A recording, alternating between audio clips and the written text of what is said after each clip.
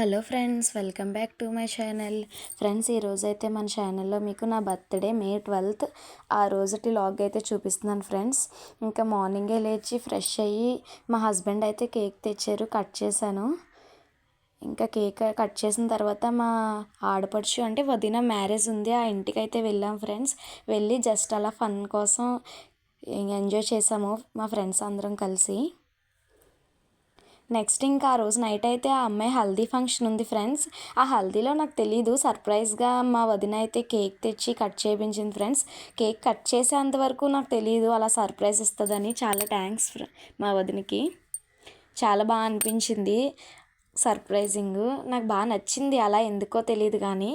ఇంకా అలా కేక్ అయితే కట్ చేసుకున్నాము.